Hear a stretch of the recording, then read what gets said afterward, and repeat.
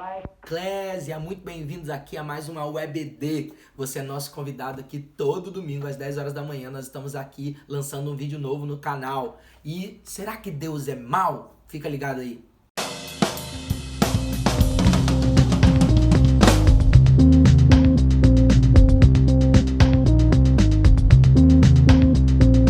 Olá, Eclésia! Muito bem-vindos aqui. Será que Deus é mau? Será que Ele criou o mal? Meu Deus! Olha que interessante, mas antes de tudo isso, dá o seu like, deixa aqui uma curtida, fala aqui também nos comentários, também aproveita e já ativa o sininho para você receber notificações de todo vídeo novo que a gente coloca aqui no canal. Bora pro vídeo! Há uma complexidade nessa ideia de Deus ser bom e Deus ser mal. Por quê? Porque na nossa cabeça, de alguma maneira, a gente entende que nada pode ser totalmente absoluto. Eu não sei exatamente onde isso começou, mas eu sei que nos anos 70, a partir dos anos 70, isso começa a ser muito forte no nosso meio por causa de uma filosofia chamada Yin e Yang, né? Que tudo que é bom tem um pouquinho de mal e tudo que é mal tem um pouquinho de bom, e isso de alguma maneira gera um equilíbrio. Eu não sei, mas a igreja foi alcançada por esse tipo de filosofia, onde o absoluto, ele não existe. Então, se Deus é bom, ele não pode ser de todo bom. É claro que a gente não fala isso audivelmente, com medo dele mandar um raio na nossa cabeça. Do mesmo jeito que a gente, de vez em quando, passa um paninho para Satanás, dizendo que ele não é também de todo mal. A série da Netflix que diga isso, Lúcifer, né? Então nós estamos vivendo um tempo onde o mal é relativizado. Então o mal, ele não está no lado negro da força, ele está no lado cinza. Então a gente vê muitos anti-heróis aí, antigos vilões se tornando heróis. A gente está tendo um tempo onde o mal está sendo relativizado, e isso tem deixado mais ainda essa filosofia no nosso meio forte. Entenda algo, Deus é de todo bom, e é isso que a Bíblia diz, ele não tem bondade, ele é a bondade. O que quer dizer que a personificação do bem é Deus. Assim como a palavra diz que o diabo é de todo mal, que nele não existe nada do antigo anjo perfeito, ele é totalmente vil. Logo, ele é a personificação do mal. Você talvez vai perguntar de maneira digna aí o seguinte: Rafael, mas Deus criou todas as coisas, então logo Deus criou o diabo. E se o diabo é mau, Deus criou o mal. Por quê? Porque o diabo é a criação dele. Querido, entenda uma coisa, Deus não pode criar aquilo que ele não tem. Deus criou todas as coisas que existem. Mas pensa bem comigo, o mal, ele entra numa esfera, na verdade, do que não existe. Como assim, Rafael? Bom, entenda isso. O frio existe? Não, na verdade o frio não existe. O que existe é o calor. E a ausência de calor é o frio. As trevas existem? Não. Na verdade o que existe é a luz. E a ausência de luz é trevas. Você está entendendo? O que é o mal? É a ausência do bom. Então, na ausência de Deus, há o diabo. Na ausência do bem, há o mal. Você está entendendo o que eu quero dizer? O mal é uma consequência da ausência daquilo que é bom. É isso que nós precisamos entender. Quando Deus cria o bem, quando Deus cria algo perfeito. Assim como ele criou Adão perfeito e Adão pecou, caiu, assim também ele cria esse anjo de luz perfeito que se torna Satanás o mal. Mas nós vamos ver que é pela sua própria iniquidade. Então, olha que interessante, alguns textos bíblicos que vão nos ajudar a entender isso aqui. Por exemplo, abra comigo aí em Ezequiel 28, a partir do versículo 13.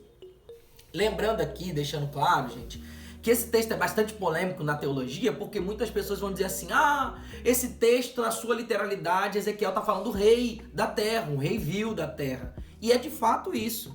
Mas nós sabemos que é perfeitamente comum e bíblico que há uma literalidade sobre algo que está acontecendo de maneira natural, e ao mesmo tempo, de maneira profética, esse texto está apontando para algo que nós não conhecemos, não conseguimos ver de maneira natural. Por exemplo, todo texto messiânico é assim. Isaías vai dizer que nele não havia nem beleza nem formosura, e isso aponta para Jesus. Davi vai dizer, que preparas um banquete para mim na presença dos meus inimigos, e isso aponta para Jesus. De fato, Davi está falando de algo que ele está vivendo, mas ao mesmo tempo está apontando para algo que nós não podemos ver naturalmente. Deu para entender? Isso é menção profética. Há uma dificuldade muito grande no nosso meio de entender aqui equilíbrio, certo? O que a exegese do texto de maneira literal está dizendo? Rei da terra. Mas o que de maneira profética ela está apontando? Algo que aconteceu antes daquilo que nós podemos ver. Uma rebelião no céu através desse anjo perfeito que nós damos o nome para ele de Lúcifer. Entende isso? Lúcifer, na verdade, é um adjetivo. Que na verdade, fala mais do que ele tinha sido feito para ser. Mas nós acabamos de maneira nominal usando esse nome para definir o diabo antes da queda. O texto, por exemplo, vai dizer: estiveste no Éden, jardim de Deus, de toda pedra preciosa era a tua cobertura, sardônio, topázio, diamante, turquesa, ônix, jaspe, safira, carbúnculo, esmeralda, ouro. Então presta atenção. O que o texto está querendo dizer aqui é que esse ser perfeito, ele caiu, mas ele antes disso era perfeito. Quando a palavra está usando aqui sardônio, topázio, diamante, turquesa, ela está tentando fazer menção da sua beleza, da sua perfeição. Então junta tudo que há de mais perfeito na Terra e você vai começar a entender a perfeição que tinha esse ser. Lembrando aqui que algumas pessoas usam esse texto para definir Adão antes da queda. E tá tudo certo. A verdade é que esse texto, de maneira profética, está definindo qualquer queda que aconteça, de perfeito a imperfeito, daquele que tinha tudo, aquele que não tinha nada. Então cabe para Adão, cabe para Lúcifer, cabe para figuras de queda. Nós vamos analisar aqui como Lúcifer, tá bom? Outra coisa que o texto vai dizer: tambores e pífaros, desde um dia que foste criados, foram preparados para ti. Tu eras o querubim ungido para cobrir. Então, tambores e pífaros está falando de adoração. Todas as vezes que a Bíblia menciona instrumentos, ela está falando de adoração. Então, quer dizer que esse ser foi criado como todo ser que Deus cria para adoração. Lembrando, gente, que a gente precisa entregar a Deus uma adoração em espírito e em verdade. E para ser verdade, ela precisa ser de alguma maneira escolhida. Você está entendendo? Se é para ser verdade, tem que ser escolhida de alguma maneira. Então nós não podemos escolher adorar ou não. Isso é inerente a nós, tá dentro de nós, adoração. Mas o que adoramos, nós podemos escolher. Se a Deus, se ao homem, se ao diabo, se ao dinheiro. Nós podemos escolher aquilo que adoramos, não se adoramos, tá bom? Aqui também vai dizer querubim. Querubim também é um adjetivo aqui. Querubim quer dizer, nesse momento, não é necessariamente a hierarquia que ele tem. Anjo, querubim, serafim. Mas querubim está dizendo que ele foi preparado como segurança, para cobrir, para proteger. Ungido quer dizer atribuição de missão. Ele foi ungido, capacitado para fazer algo, né? Cobrir aqui. E te estabeleci no monte santo de Deus estavas, no meio das pedras afogueadas andavas. Pedras afogueadas aqui quer dizer nada mais do que anjos. Então há uma quase unanimidade bíblica. Todas as vezes que a Bíblia menciona pedras afogueadas, bolas de fogo, está falando dos anjos. Quer dizer que esse ser andava no meio dos anjos como um comum, tá? Perfeito, entenda isso. Perfeito era nos teus caminhos, desde um dia em que foste criado, até que se achou iniquidade em ti. Então entenda aqui o problema. Deus não está dizendo até que eu coloquei iniquidade em você. Porque a maioria das pessoas ainda acha que Deus fez o diabo para mostrar que ele era bom, ele precisava de um opositor, então ele cria o mal. Para mostrar que Deus era todo poderoso, ele cria aquele que era o seu adversário. Querido, Deus não tem problema para isso não. Deus não quer provar nada para ninguém não, ele é o sou. Ele tá pronto, ele não precisa provar nada para ninguém, ele é Deus. Deus não cria o mal para se tornar e mostrar que ele é bom. Na verdade, a vontade de Deus é que nós nunca tivéssemos experimentado o mal. A palavra diz que o fruto da árvore do conhecimento do bem e do mal exatamente evidencia isso. Deus falando, não vai por aí, eu não quero que você coma isso, você vai morrer. Então, entenda isso. Deus não precisa criar o mal para mostrar que ele é bom. Ele é de todo bom e ele tá tranquilo com isso. Ele não precisa provar nada para ninguém. Então a palavra diz claramente, até que se achou iniquidade em ti. Isso nasceu dentro de você. E a pergunta genuína que você pode fazer agora é: como que isso aconteceu no céu? Como que isso aconteceu nesse lugar celestial perfeito? Como que isso aconteceu com um anjo perfeito? E a resposta que eu tenho para te dar é: não sei. Eu não tava lá, gente. Eu não sei como é que isso aconteceu. Também é difícil para mim entender. Eu só acredito porque a Bíblia está dizendo: achou-se iniquidade em ti. O que quer dizer? Eu não sei em quanto tempo isso aconteceu, a Bíblia não trata. Mas lembrando que iniquidade não é algo do dia pra noite. Geralmente começa por um desejo que você pode fazer ou não. Eu tenho desejo, eu acho o seu celular lindo, eu não vou ser obrigado a ir lá e roubar seu celular. Você tá entendendo? Então tem um desejo. Esse desejo gera um pecado, quer dizer, um erro. Aí eu vou lá e roubo o seu celular, pequei. Mas iniquidade é me tornar um ladrão compulsivo. É me tornar um ladrão, você tá entendendo? Então o que nós precisamos entender é que iniquidade é se tornar o seu próprio desejo. Aquilo que a Bíblia chama de coração obstinado. De apostasia ou de iníquo, né? Totalmente dominado pelo seu próprio desejo. Então esse anjo perfeito, em algum momento, permitiu que esse sentimento dominasse de tal maneira que ele se transforma nesse sentimento. A palavra ainda continua dizendo e nos ajuda a entender o que aconteceu. Na multiplicação do teu comércio, encheram teu interior de violência e pecaste. Olha isso, multiplicação do comércio é o quê? Começa a se vender, começa a se achar, começa a achar que ele é melhor do que o valor que ele tem. Multiplicação do comércio. Eu começo a me vender por um preço maior do que eu realmente tenho. Encheram teu interior de violência e pecaste. Você tá entendendo? Ele se encheu interiormente e depois, toma uma atitude segundo aquilo que é o sentimento que tá dentro dele. Ele se torna primeiro dentro, depois ele toma uma atitude fora, tá? Por isso aqui é a consequência. Por isso te lancei profano do monte de Deus e te fiz perecer, ó querubim cobridor do meio das pedras afogueadas. O que nós precisamos entender? Aparentemente, Deus cria um anjo perfeito, porque tudo que Deus cria é perfeito, porque Deus só pode dar aquilo que ele tem.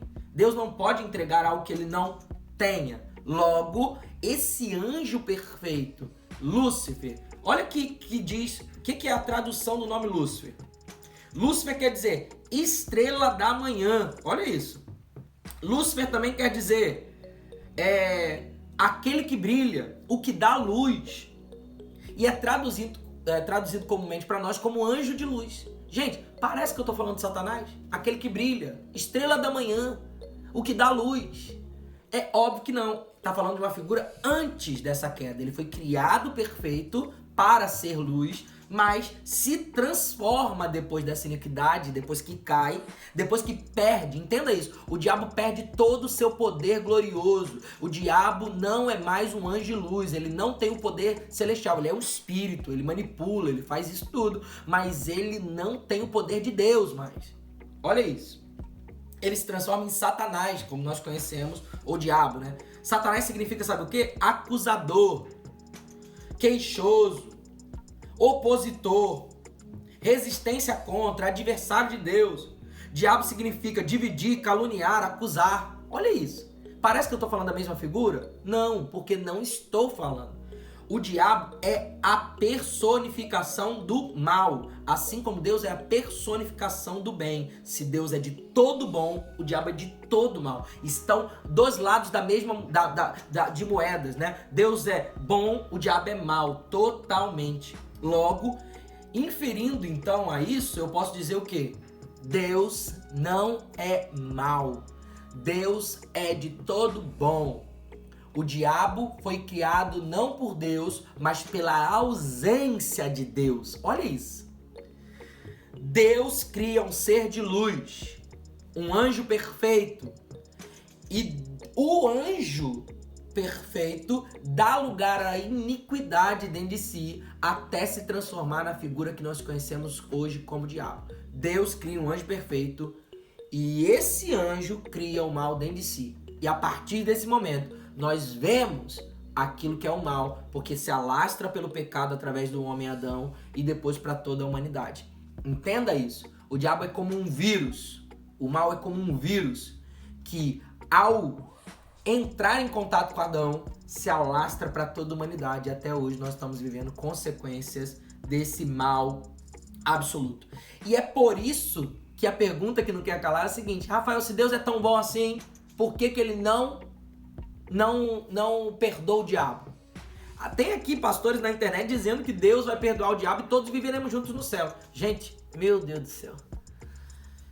Ai. Não, Deus não perdoa o diabo. Por que não? Se ele é bom, por que ele não perdoa? Porque Deus não pode perdoar aquele que não se arrepende.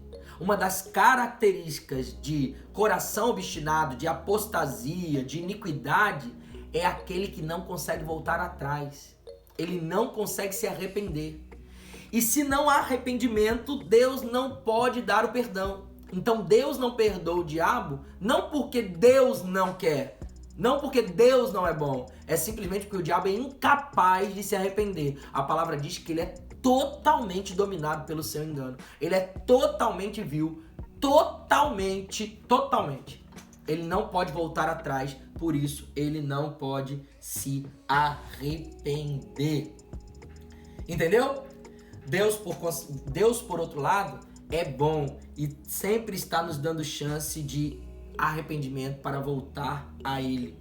Então entenda isso. João vai dizer que quem não conhece a Deus não conhece o amor, porque Deus é amor. Querido, Deus não é mau. Deus é de todo bom. E Deus te ama. Fique com Deus. Deus abençoe sua vida.